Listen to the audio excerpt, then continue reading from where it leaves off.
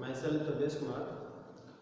आज हम डिस्कस करेंगे सेकेंड कॉलिगेटिव प्रॉपर्टी जिसको बोलते हैं एलिवेशन ऑफ बॉइलिंग पॉइंट। ठीक, तो स्टार्ट करने से पहले जरा इसको हम समझते हैं एलिवेशन ऑफ बॉइलिंग पॉइंट है क्या। तो प्रैक्टिकली ये ऑब्जर्व किया गया, जैसे सपोज करो वाटर है, तो वाटर का बॉइलिंग पॉइंट कितना है? यदि प्योर वाटर है तो वाटर का बॉइलिंग पॉइंट होगा 100। ठीक, लेकिन उसमें यदि हम कोई सा भी सॉल्यूट डाल दें जो सॉल्यूट नॉन वॉलेटाइल है, जैसे कि हम शुगर डालते हैं और सॉल्ट डालें, तो जब शुगर और सॉल्ट डाल दिया गया तो उसके बाद ऑब्जर्व किया गया कि उसका बॉइलिंग पॉइंट जो है वो 100 से क्या हो गया? इंक्रीज हो गया। ठीक, अब जो सॉल्यूशन प्रिपेयर होगा उस सॉल्यूशन का बॉइलिंग पॉइंट 100 नहीं होगा, उसका बॉइलिंग पॉइंट क्या होगा? मोर देन 100 होगा। ठीक, वो 105 भी हो सकता है, 110 भी हो सकता है। वो इस बात पर डिपेंड करेगा कि उसमें शुगर कितना डाला या फिर सॉल्ट कितना डाला। ठीक, तो फिर से एक बार समझते हैं एलिवेशन ऑफ बॉइलिंग पॉइंट क्या है। ये एक बहुत इंपॉर्टेंट ऑब्जर्वेशन है जो नोटिस किया गया कि जब भी हम किसी प्योर सॉल्वेंट में नॉन वॉलेटाइल सॉल्यूट डाल देते हैं तो उसका बॉइलिंग पॉइंट क्या हो जाता है? पहले से बढ़ जाता है।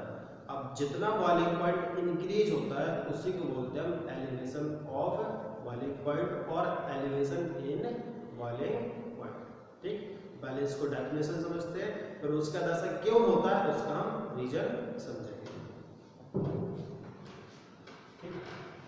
तो it is found that the boiling point of solution is always higher than that of the pure solvent. Means solvent का boiling point all time solution से कम होगा और सॉल्यूशन का boiling point all time solvent से ज्यादा होगा। The increase is called the elevation in boiling point. अब जितने से इंक्रीज करेंगे उसी को बोलते हैं हम elevation in boiling point. For example water का बॉइलिंग पॉइंट 100 डिग्री सेल्सियस है, उसमें हमने शुगर डाल दिया, अब जो सॉल्यूशन बना उसका बॉइलिंग पॉइंट हो गया 102, तो कितने से इंक्रीज हुआ? 2 डिग्री सेल्सियस से। तो इंक्रीज इन बॉइलिंग पॉइंट हुआ 2, तो एलिवेशन इन बॉइलिंग पॉइंट में कितना हो जाएगा? 2। यदि हमने सॉल्ट डाला और सपोज करो अब बॉइलिंग पॉइंट हो गया 105, तो कितने से चेंज हुआ? 5 से चेंज हो गया, तो elevation in boiling point equal to कितना हो जाएगा? 5 हो जाएगा। ठीक, तो इसी को बोलते हैं हम एलिवेशन ऑफ बॉइलिंग पॉइंट। अब ऐसा होता क्यों हुआ उसको हम समझेंगे, पहले आप इसको नोट करिए।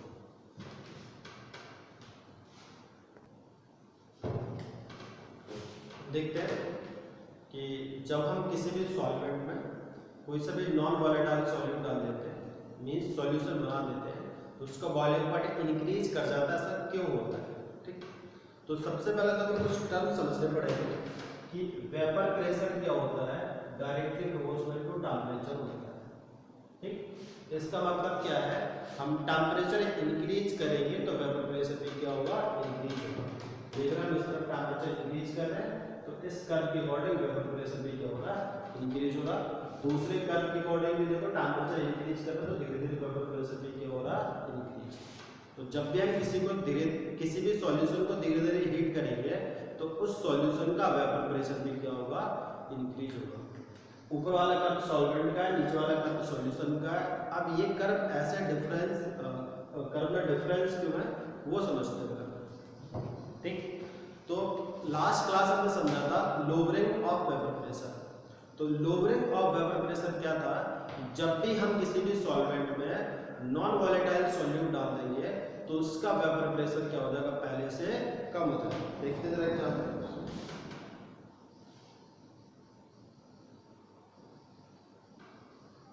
दो सिंपल कंटेनर है, इसमें वाटर ले रखा है हमने, इसमें भी वाटर ले रखा है, बट इसमें वाटर के साथ हमने शुगर डाल दिया।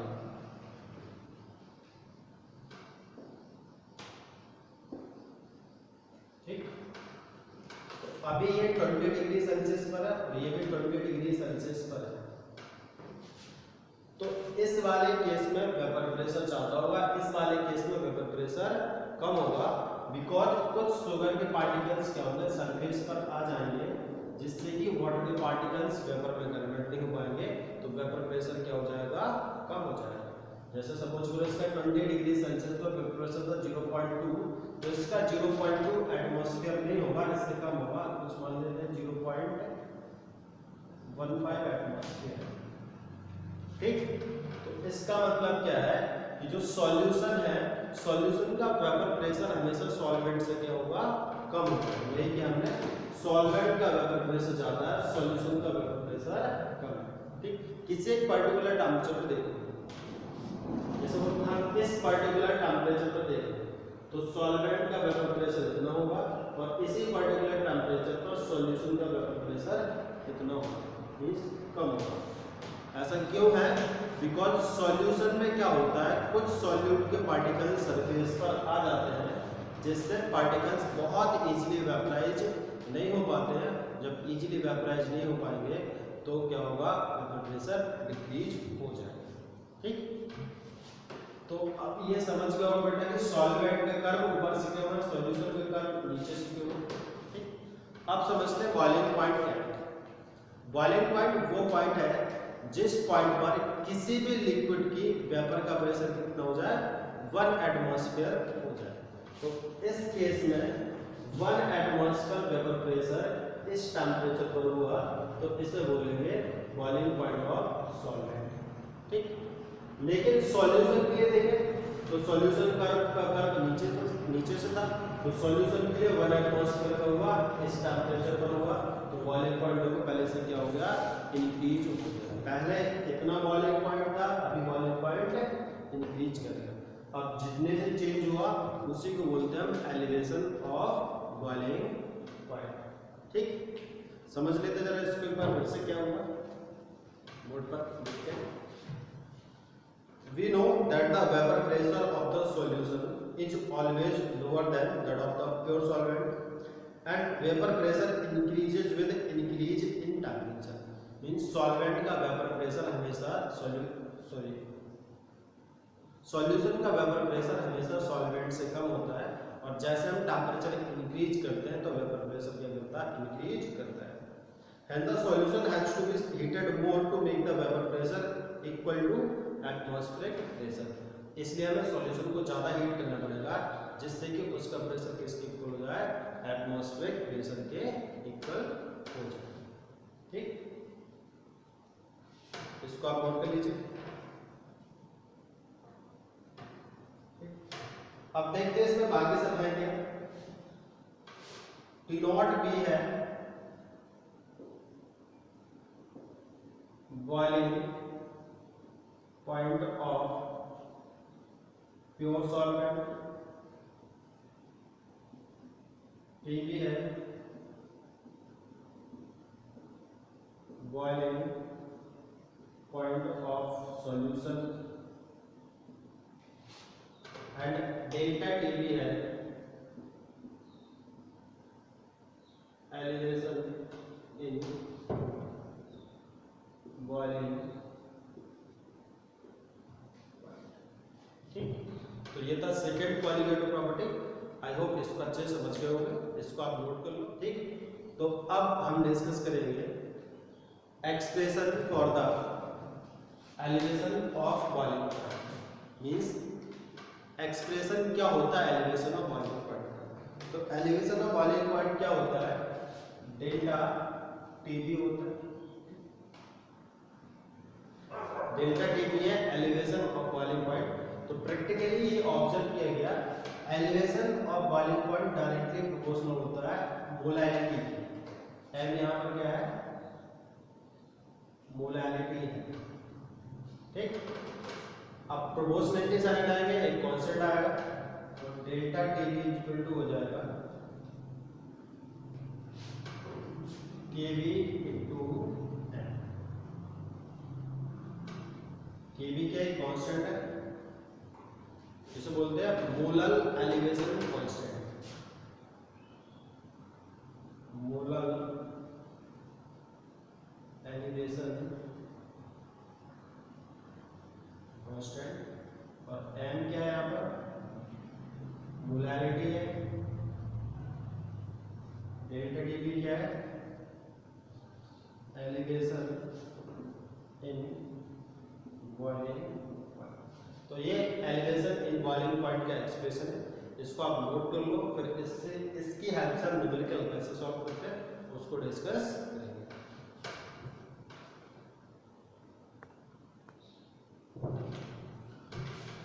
तो एक न्यूमेरिकल देखते हैं जिससे कि पूरा फंडा और अच्छे से क्लियर हो जाए। तो प्रॉब्लम है 18 gram glucose is dissolved in 1 kg of water in A saucepan. At what temperature will the water boil at 1.013 bar pressure और 1 एटमॉस्फेयर, और केबी गिवन है 0.52 केल्विन केजी पर मोल। प्रॉब्लम ये है कि हमने क्या किया, एक बीकर है, उस बीकर में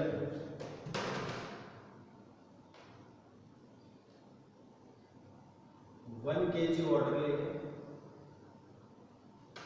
और उसमें 18 ग्राम ग्लूकोज डिजोल्व कर दिया।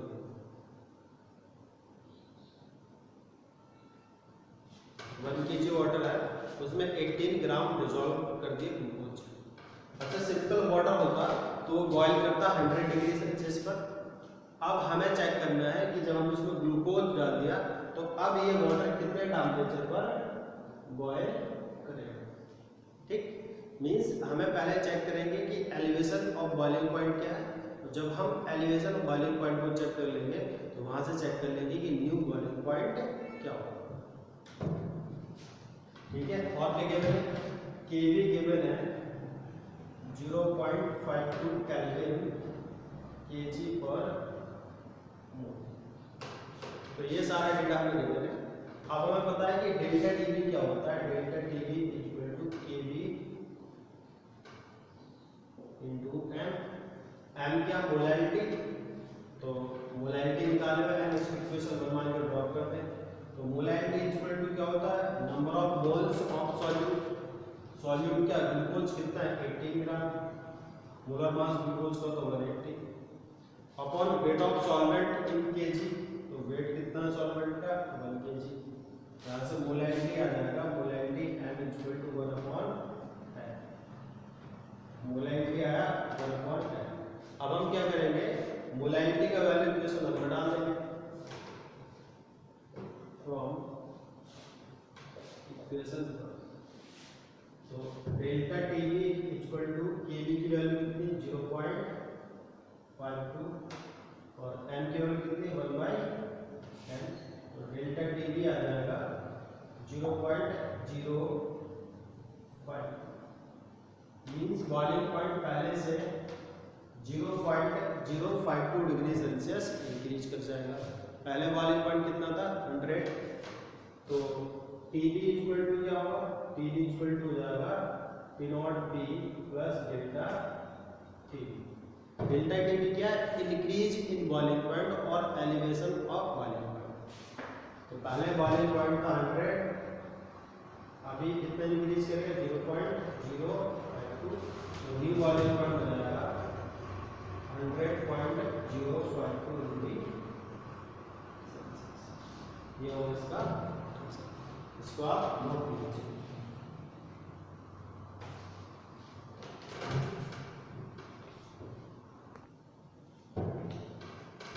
एक और प्रॉब्लम देखते हैं। The boiling point of benzene is 353.23 kelvin when 1.80 gram of a non-volatile solute was dissolved in 90 gram of benzene. The boiling point is raised to 354.11 Kelvin. Calculate the molar mass of the solute. Kb for benzene is 2.53 Kelvin kg per mole. Problem यह है कि अपने पास जो benzene है, benzene का boiling point, यदि pure benzene है तो बेंजीन का बॉइलिंग पॉइंट है 353.23 केल्विन। तो ये प्योर बेंजीन का बॉइलिंग पॉइंट है।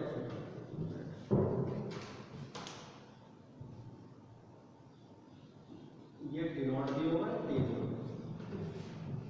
ठीक, अब क्या है, बेंजीन में हमने क्या किया, 90 ग्राम बेंजीन लिया, उसमें नॉन वॉलेटाइल सॉल्यूट डाल दिया, 1.80 ग्राम इसमें मिक्स कर दिया।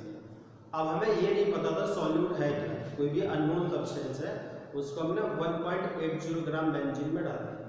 ठीक, डालने के बाद उसका बॉइलिंग पॉइंट है वो हो गया 354.11 केल्विन। ये हम सीख चुके ऑलरेडी से, जब भी कोई नॉन वॉलेटाइल सॉल्यूट हम सॉल्वेंट में डालेंगे तो बॉइलिंग पॉइंट बढ़ जाएगा।